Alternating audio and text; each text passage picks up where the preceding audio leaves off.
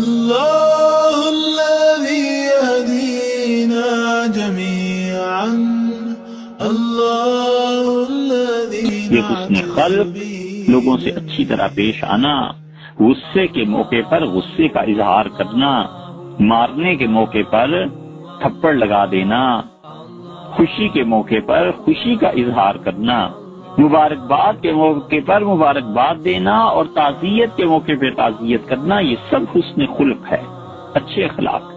آدمی کا انتقال ہو گیا، کسی کے بیٹے کا، بیٹی کا، ماں کا، باپ کا، اچھے اخلاق کا تقاضا یہ ہے، شریعت کہتی ہے 3 دن جاؤ تعزیت کے لیے، 3 دن کے اندر اندر جنازہ پڑھ لیا، بس اب نہ تعزیت کرو، ختم ہو گئی بات۔ مت اس کو جا کر بار بار اس کے زخموں کو کھلے دو، مت کرو ایسے۔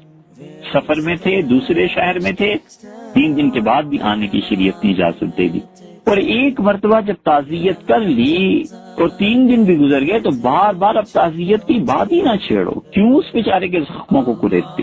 جس کا کوئی مر جاتا ہے نا، جس سے محبت ہو، اس سے پوچھو کہ اس کے دل پہ کیا گزرتی۔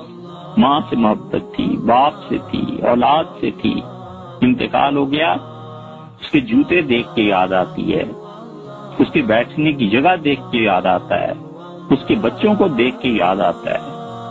شریعت نے منع کیا، شریعت کہتی ہے مت اس کے دل کو دکھاؤ، بس 3 دن کافی۔ اب 3 دن کے اندر اندر جتنا صبر آ جاتا ہے، یہ اللہ کی حکمتیں ہیں، اللہ تعالیٰ نے رکھے ہیں 3 دن۔ اس کے نبی صلی اللہ علیہ وسلم نے ہم سے فرما دیا